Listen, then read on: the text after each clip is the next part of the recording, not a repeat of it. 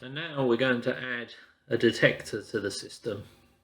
So we've got an XPander wireless detector there, and these use expert cards, the same as your wired XP95 devices. Very similar type devices.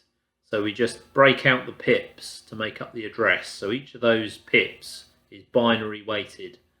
So you've got pip 1, 2, 4, 8, 16, 32 and 64 on that card.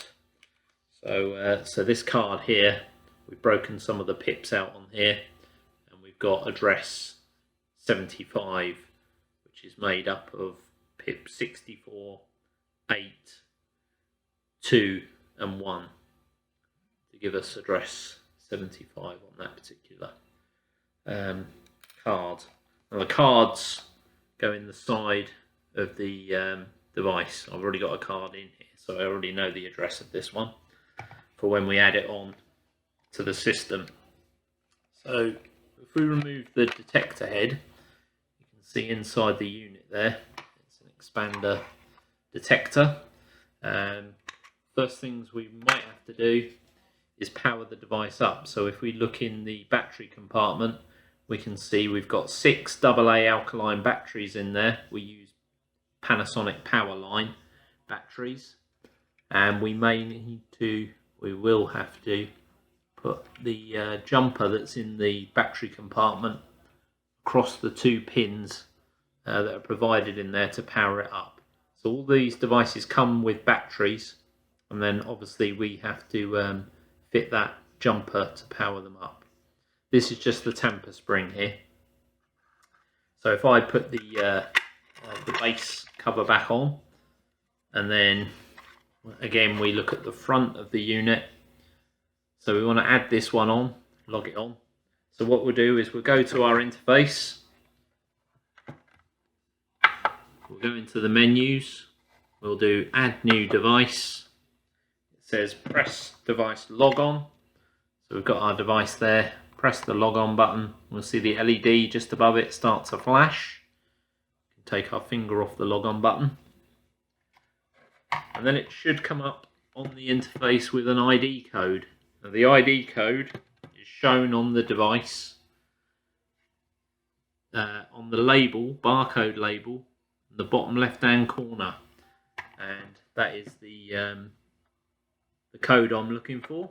So I'll accept that, and that will log the device on. Now if you keep an eye on the diagnostic tool, you'll see the address come up on there eventually once the device is added.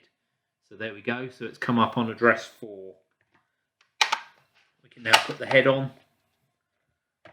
and our device is now added onto the system. I can go and put that on the ceiling where the survey decided was the best position for that device. If we look at the front screen now, we have devices numbering 1, no alarms, no faults, and we have a device on our diagnostic tool. Click on that.